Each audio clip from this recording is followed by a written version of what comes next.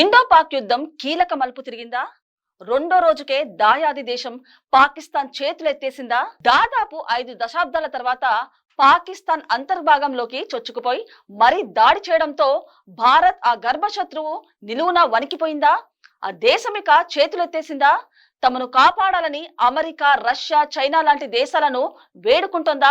నిన్న టెర్రరిస్ట్ బేస్లు, నేడు air బేస్లపై attack తో పాకిస్తాన్ కి భారత పవర్ ఏంటో తెలిసొచ్చిందా? పాకిస్తాన్ అసమర్థత, ఆర్థిక, రాజకీయ, మిలిటరీ బలహీనత ఆ దేశ నేతలను భయపడుతోందా? అసలు స్టోరీ ఏంటి? చెక్ చేద్దాం. మంగళవారం అర్ధరాత్రి 9 టెర్రరిస్టు బేస్లను నాశనం చేయడంతో పాకిస్తాన్ గుండెలు బాదుకుంది. ఆ దేశం ఈ చర్యని ఊహించలేకపోయింది. తమ భూభాగంలోకి చొరబడి ఇండియా చేసిన మిజైల్ అటాక్ తో పాక్ లోని కీలక టెర్రరిస్ట్ క్యాంపులు పేలిపోయాయి. ముఖ్యంగా India most wanted terrorist Masood Azhar family మొత్తం తుడిచిపెట్టుకుపోయింది. ఆయన ఒక్కడే జీవోత్సవంలా మిగిలారు. ఆయన భార్య, పిల్లలు, సోదరుడు, బావ, సోదరులు అంతా చనిపోయారు. ఇటు లష్కరే తోయిబాతో సైతం కోలుకోలేని దెబ్బ తగిలింది. టెర్రర్ క్యాంప్లపై అటాక్ ని మర్చిపోక ముందే భారత్ మరో సర్ప్రైజ్ అటాక్ చేసింది. ఈ దఫా రావల్పిండి, లాహోర్, ఇస్లామాబాద్ ఎయిర్ బేస్లపై దాడి చేసింది ఇండియా. రావల్పిండి ఎయిర్ బేస్ ఒక దెబ్బతో లేచిపోయింది. ఆ ఎయిర్ బేస్ దాదాపు తుడిచిపెట్టుకుపోయిందని అంతర్జాతీయ మీడియా సంస్థలు చెబుతున్నాయి. ఇవాళ సాయంత్రం రావల్పిండిలో జరగాల్సిన Pakistan super league cricket match రద్దయింది. ఇటు ఇస్లామాబాద్ లోని ఐఎస్ఐ ప్రధాన స్థావరాన్ని సైతం ఇండియా టార్గెట్ చేసిందని తెలుస్తోంది.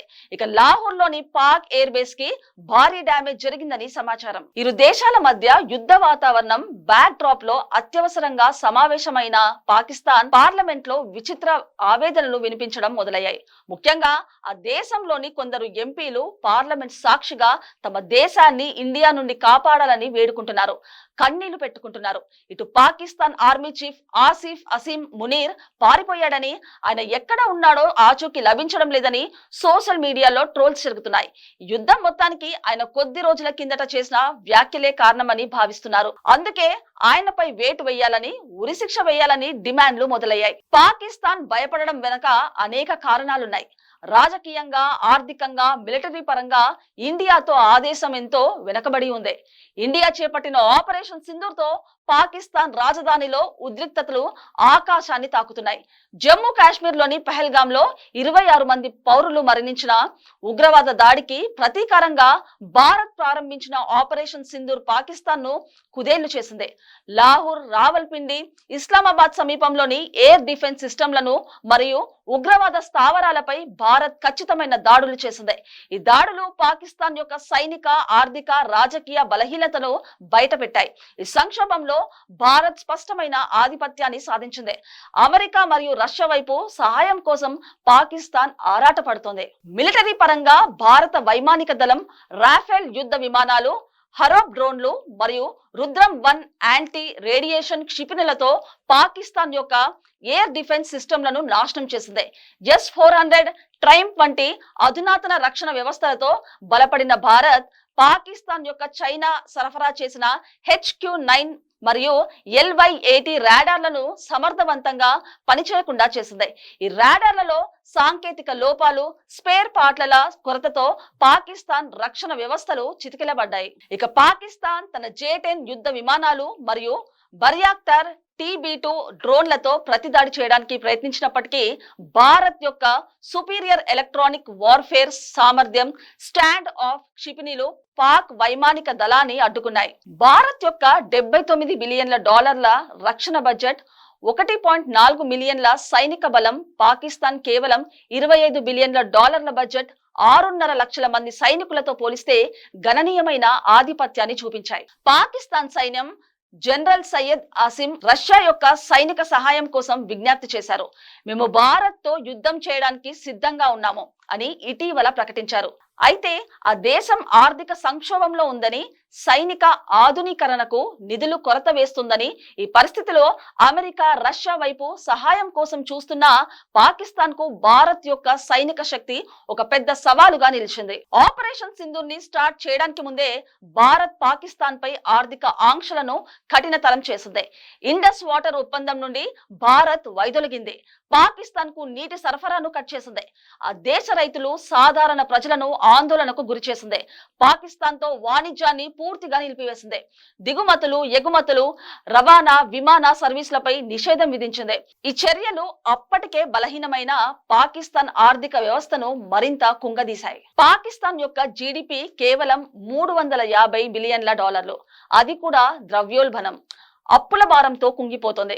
IMF నుండి $1.3 బిలియన్ల రుణంపై ఆధారపడిన పాకిస్తాన్ ఈ సంక్షోభంలో అదనపు ఆర్థిక సహాయం కోసం అమెరికా, చైనాకు విజ్ఞప్తి చేసింది. అమెరికా పాకిస్తాన్ ని లైట్ తీసుకుంది. ఆఫ్ఘనిస్తాన్ యుద్ధం ముగిసిన తర్వాత పాకిస్తాన్ తో అమెరికాకి వ్యూహాత్మక ప్రాముఖ్యత తగ్గింది. చైనా తన CPEC ప్రాజెక్టుల భద్రతపై ఆందోళనతో పాకిస్తాన్ కు పరిమిత సహాయం మాత్రమే అందిస్తోంది. భారత్ మరోవైపు అమెరికా, యూరప్ మరియు గల్ఫ్ దేశాలతో బలమైన ఆర్థిక సంబంధాలను కలిగి ఉంది. ఇటీవలి US ఇండియా కాంపాక్ట్ ఒప్పందం ద్వారా భారత్ సైనిక, సాంకేతిక సహకారాన్ని మరింత బలోపేతం చేసింది. ఈ ఆర్థిక బలం భారత్ కు సంక్షోభ సమయంలో స్థిరత్వాన్ని అందించింది. పాకిస్తాన్ ను ఒంటరిగా వదిలేసింది. పాకిస్తాన్ రాజకీయంగా కూడా ఒంటరిగా మిగిలింది. భారత్ యొక్క విదేశాంగ మంత్రి S Jaishankar America, Britain, Russia, Gulf దేశాలతో చర్చలు జరిపారు. భారత్ వ్యూహాలను వారిని వివరించారు. ఉగ్రవాద చర్యలపై దాడి చేయాల్సిందే అని ఆ దేశానికి వివరించడంతో సక్సెస్ అయ్యారు. America state secretary Marco Rubio Bharat తో సహకారాన్ని సమర్థించింది, కానీ పాకిస్తాన్ కు స్పష్టమైన మద్దతు ఇవ్వలేదు. రష్యన్ విదేశాంగ మంత్రి సెర్గీ లావ్రోవ్ 2 దేశాలను సంయమనం పాటించాలని కోరాడు, కానీ భారత్ తో దీర్ఘకాల సంబంధాల కారణంగా పాకిస్తాన్ కు గట్టి మద్దతు ఇవ్వలేదు. పాకిస్తాన్ యొక్క రక్షణ మంత్రి ఖవాజా ఆసిఫ్ భారత్ చర్యలను యుద్ధ చర్యగా పేర్కొన్నాడు మరియు అంతర్జాతీయ సమాజాన్ని జోక్యం చేసుకోవాలని కోరాడు. అయితే గల్ఫ్ దేశాలు, చైనా మరియు యూరప్ కేవలం సంయమనం కోసం పిలుపునిచ్చాయి. ఎవరూ భారత్ ను ఖండించలేదు.